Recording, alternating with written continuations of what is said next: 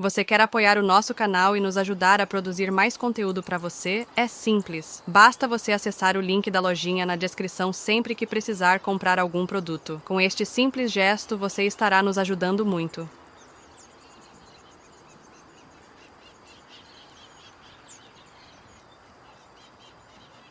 Que influência pode ter a educação na atual crise mundial? Resposta: antes de tudo, para se compreender a influência que a educação pode ter na atual crise mundial, precisamos compreender como a crise se originou. Se, sem compreendermos isso, nos limitamos a edificar sobre os mesmos valores, no mesmo terreno, sobre os mesmos alicerces, provocaremos novas guerras e novos desastres. Nos cabe, portanto, em primeiro lugar, investigar como se originou a presente crise. E ao compreendermos as causas, compreenderemos inevitavelmente a espécie de educação de que necessitamos.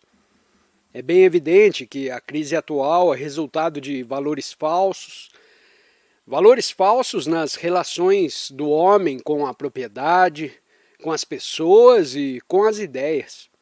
A expansão e o predomínio dos valores dos sentidos produzem necessariamente o veneno do nacionalismo, das fronteiras econômicas e do espírito patriótico, que excluem a cooperação de homem com homem para benefício do homem e corrompem as suas relações com as pessoas que constituem a sociedade. E se as relações de um indivíduo com o outro são erradas, a estrutura da sociedade há de ruir necessariamente. Do mesmo modo, nas suas relações com as ideias, o homem justifica uma ideologia, quer da direita, quer da esquerda, sejam corretos ou errados os meios empregados, a fim de alcançar um resultado.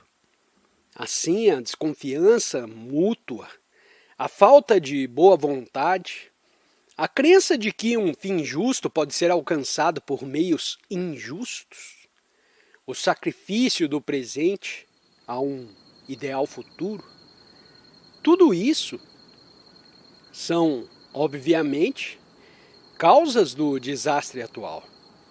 Não há tempo para entrarmos em todos os pormenores, mas é fácil ver num relance como surgiu esse caos e essa degradação. É fora de dúvida que tudo isso provém dos valores errôneos e da dependência da autoridade, dos chefes, quer na vida diária, quer na escola secundária, quer na grande universidade. Os chefes e a autoridade são fatores de decomposição em qualquer sociedade. Desde que dependa de outro, não tem mais confiança em você mesmo. E quando falta ao indivíduo essa confiança em si mesmo, tende a haver necessariamente o conformismo, que conduz, afinal, à ditadura dos estados totalitários. Quando estamos realmente cônscios das causas da guerra, da catástrofe atual, da presente crise moral e social, percebendo ao mesmo tempo as causas e os efeitos, começamos naturalmente a compreender que a função da educação é criar novos valores e não meramente implantar no espírito do discípulo valores que só podem condicioná-lo em vez de lhe despertar a inteligência. Quando, porém, o próprio educador não percebeu as causas do caos atual, como pode ele criar valores novos? Como pode despertar a inteligência? Como pode evitar que a geração futura enverede pelas mesmas trilhas que o conduzirão a outros desastres?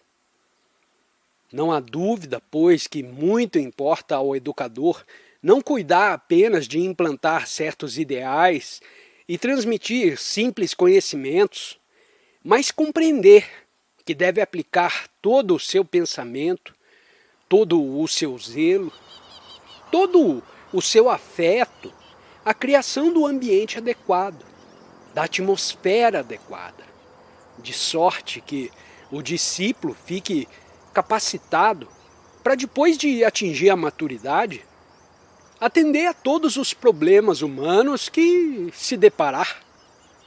A educação, portanto, está em íntima relação com a atual crise mundial. E todos os educadores, pelo menos na Europa e na América, começam a compreender que a crise é o resultado de uma educação errada. A educação só pode ser reformada se tratar de educar o educador e não com a simples criação de um novo padrão, um novo sistema de ação. Pergunta: os ideais têm cabimento na educação? Resposta: de certo que não. Os ideais e o idealista são na educação um empecilho à compreensão do presente. Esse é um problema imenso e vamos tentar tratar dele dentro do espaço de 5 ou 10 minutos. É um problema sobre o qual está baseada toda a nossa estrutura. Isto é, temos ideais e, de acordo com esses ideais, ministramos a educação. Ora, os ideais são necessários à educação? Os ideais, com efeito, não impedem a verdadeira educação, que é a compreensão da criança, tal como ela é, e não como deveria ser?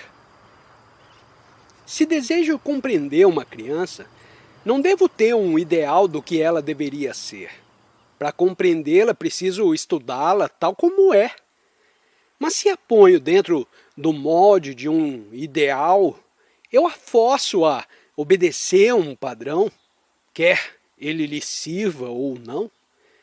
O resultado é que a criança está sempre em contradição com o ideal, ou, de tal maneira, se conforma com o ideal, que deixa de ser um ente humano para agir como um simples autômato, privado de inteligência. O ideal, pois, não constitui um empecilho à compreensão da criança? Se você, como pai, deseja realmente compreender o seu filho, você o observa através da cortina de um ideal? Ou o estuda simplesmente com amor no coração? Você o observa. Observa o seu temperamento, as suas idiosincrasias, porque tem amor, você o estuda. E só quando não temos amor que temos um ideal. Observe a você mesmo e notará. Quando nos falta o amor, temos esses monstruosos exemplos e ideais que queremos impor à criança. Mas quando temos amor, nós a estudamos, nós a observamos e deixamos livre para ser o que ela é. Nós a guiamos e ajudamos, não para o ideal, não em conformidade com um determinado padrão de ação, mas sim para fazê-la ser o que é. Nessa questão vem à tona o problema do chamado menino terrível. Se posso usar a palavra para definir rápida e expressivamente um determinado ponto. Para fazê-lo deixar de ser terrível, não precisamos, por certo, de ideal algum. Se o menino é mentiroso, não é necessário lhe dar o ideal da verdade. Devemos averiguar por que ele mente. Pode haver várias razões. Provavelmente tem medo ou deseja evitar alguma coisa. Não precisamos examinar as várias razões do mentir, mas, evidentemente, quando uma criança mente, o obrigá-la a moldar-se por um padrão de verdade não a ajuda a libertar-se das causas da mentira. Precisamos estudá-la, precisamos observá-la e, para tal, necessita-se de muito tempo. Requer-se paciência, desvelo e amor. E porque isso te falta, você força a criança num padrão de ação a que chama ideal. Evidentemente, um ideal constitui uma fuga muito barata.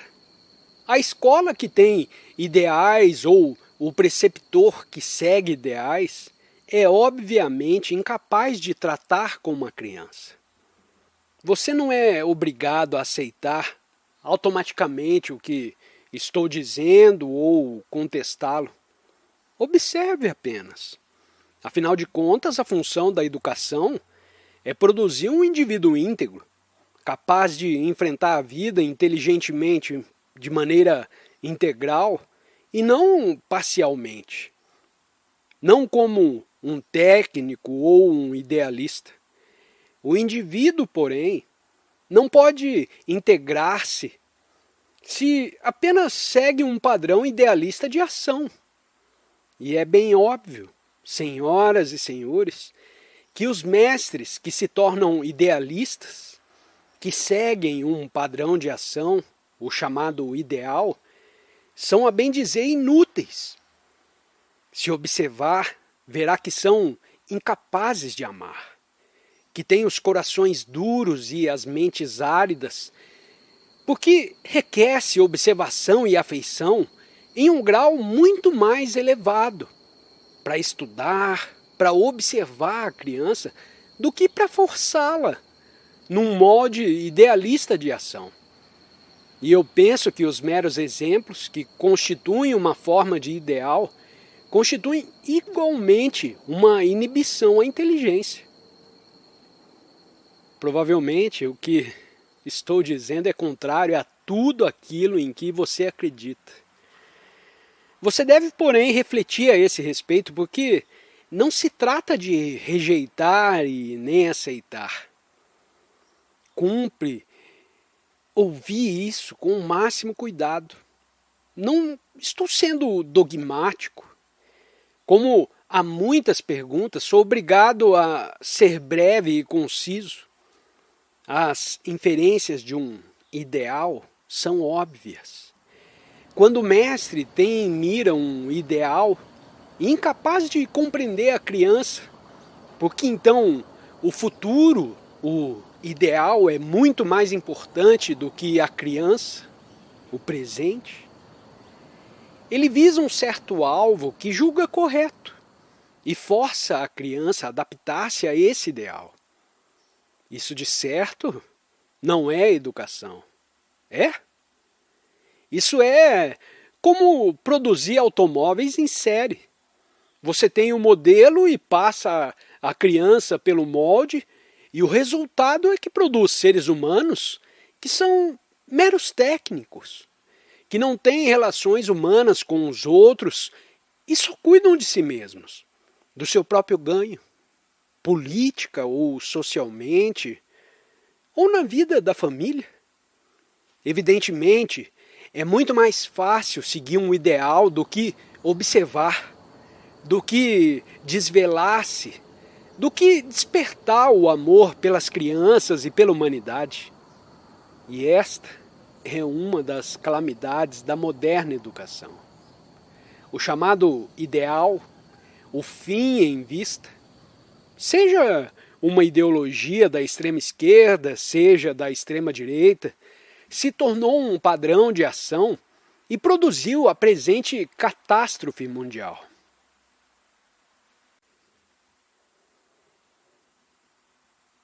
É possível educar para a ação criadora ou essa é puramente acidental?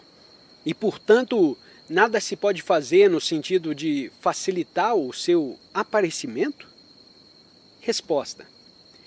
A pergunta é formulada diferentemente se, aprendendo uma técnica, seremos criadores.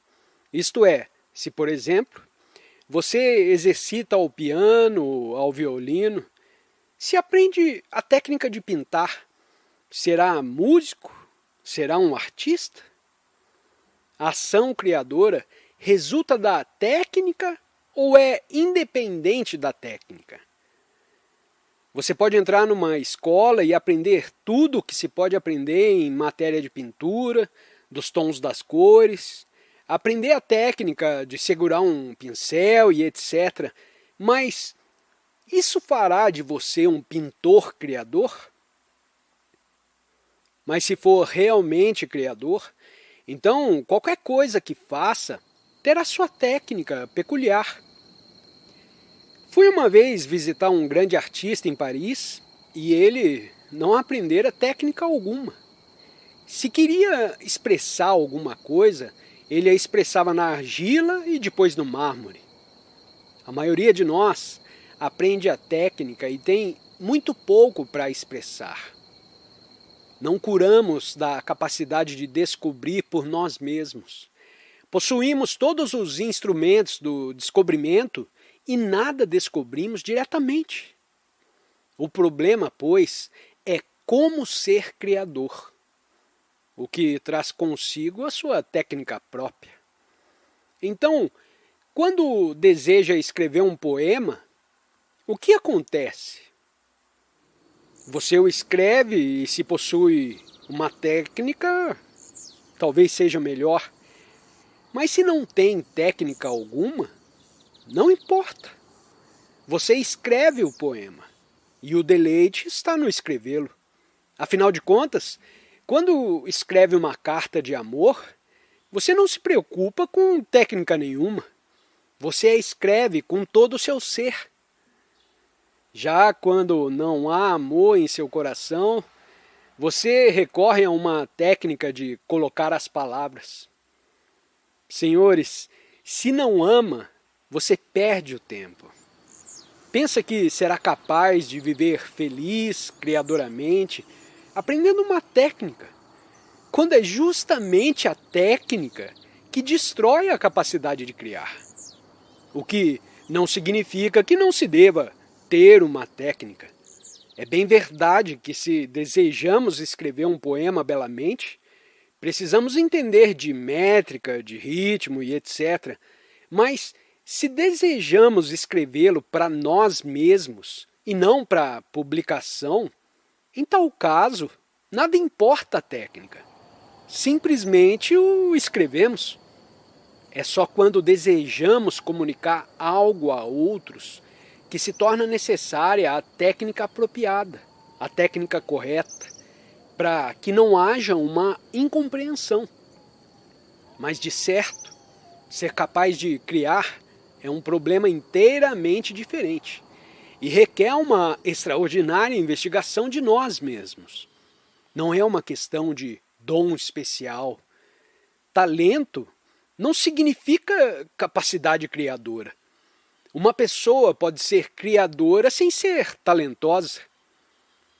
O que entendemos por capacidade criadora? Certamente entendemos um estado de ser do qual desapareceu completamente o conflito.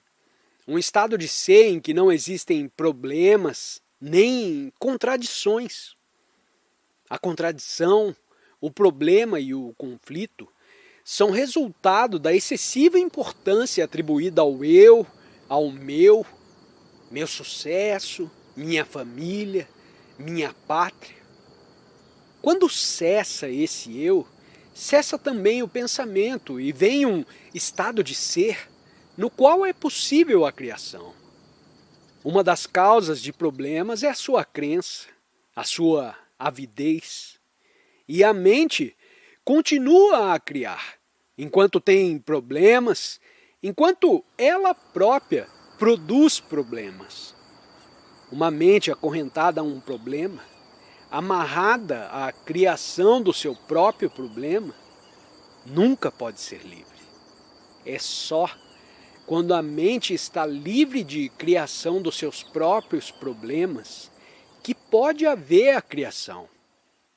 Senhor, para entrarmos nessa questão de maneira completa e verdadeiramente profunda, precisamos entrar em cheio no problema da consciência. E afirmo que cada um de nós pode ser criador, no verdadeiro sentido da palavra. Isso é, não meramente produzindo poemas e estátuas, ou criando filhos. Por certo, ser criador significa achar-se naquele estado no qual a verdade pode se manifestar. E a verdade só pode se manifestar depois da total cessação do processo do pensamento. Quando a mente está de todo tranquila, sem ter sido impelida ou forçada num determinado padrão de ação. Quando a mente está tranquila porque compreende todos os problemas que surgem e, portanto, não tem mais problema algum. Quando a mente está verdadeiramente tranquila e não é impelida, então, nesse estado, manifesta-se a verdade. Esse estado é a criação. E a criação não é para uns poucos. Não é talento ou dom de poucos. Mas esse estado criador pode ser descoberto por qualquer um que consagre a sua mente e o seu coração à investigação do problema.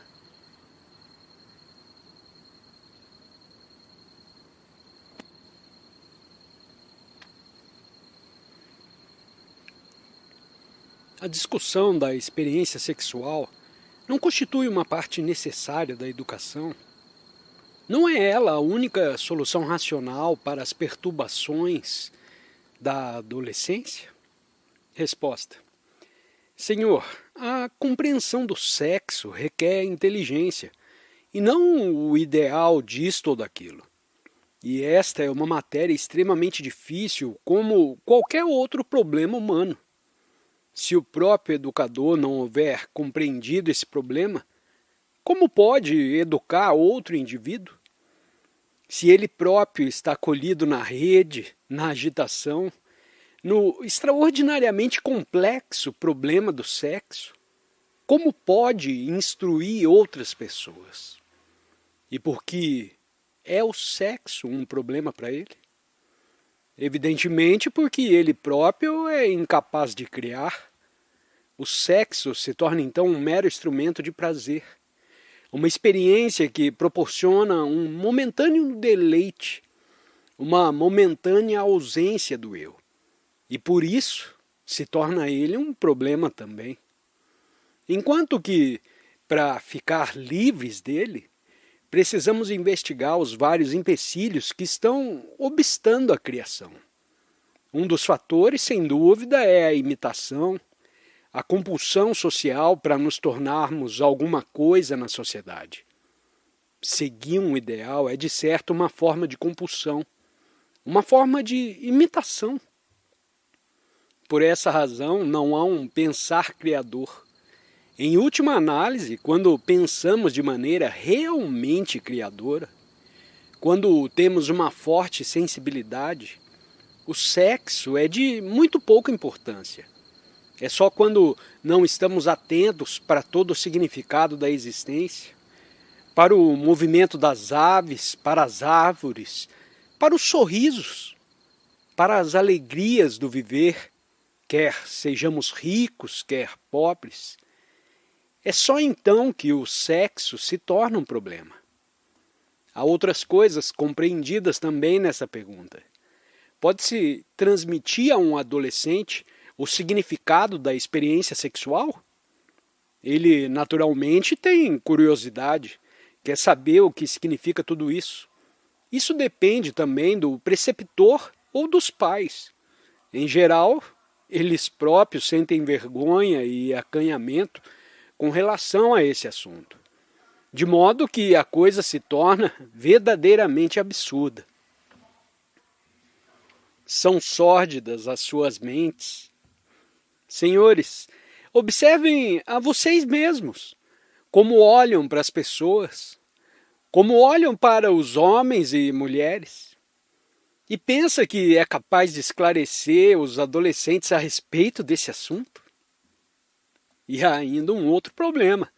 Damos uma suma importância aos valores sensuais, aos valores dos sentidos, sendo que a esse respeito o rádio, o cinema e as revistas exercem uma considerável influência. Apanhe qualquer revista ou jornal, todos os anúncios te atraem, te despertam sensações. Assim, por um lado, estimulamos a sensação, o sexo, a sensualidade. E por outro lado dizemos, não, isso é feio. Devem ser puros, devem seguir o ideal do celibato. É tudo um absurdo. Cria a contradição em seu espírito e em tal estado de contradição, fica incapaz de compreender o que quer que seja. Mas se considerar o problema diretamente por você mesmo, como um fato biológico evidente, pondo de parte todas as imputações, todas as tradições, toda a fealdade que lhe tem sido atribuída, pode então, com a sua compreensão do mesmo, prestar uma ajuda útil. Como disse na resposta anterior, a criação não é o mero ato sexual. Ela é muito mais significativa e profunda. E só é possível a criação quando a mente não está empenhada com todas as suas energias em proporcionar satisfações a si mesma. Senhores, quando amamos, o amor é casto. E quando não há amor, o sexo se torna um problema, um mau hábito.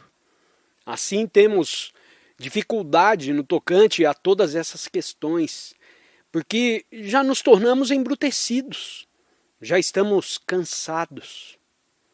A vida nos tem imposto esforços excessivos e queremos ser confortados, queremos ser amados, sendo insuficientes, sendo interiormente pobres. De que maneira poderemos nós, os educadores, ministrar a educação adequada? Está bem claro, pois como já manifestei, que o problema, em primeiro lugar, é o professor, o educador, e não meramente a educação do discípulo. Senhores, nossos corações e nossas mentes necessitam de se purificar para que sejamos de fato capazes de educar outros seres. Você pode dizer que tudo isso são conselhos melífluos, sem nenhum valor prático. Mas se o instrumento que ensina está torto, como pode ele ministrar um bom ensino? Os conhecimentos corretos, a verdadeira sabedoria e a verdadeira compreensão. Expressamos nossa gratidão por sua participação nessa palestra esclarecedora com Krishnamurti. Se você está ansioso por mais insights, clique em algum dos vídeos recomendados na sua tela. Compartilhe as suas perspectivas nos comentários abaixo e não se esqueça de se inscrever para receber mais vídeos atualizados. Até logo!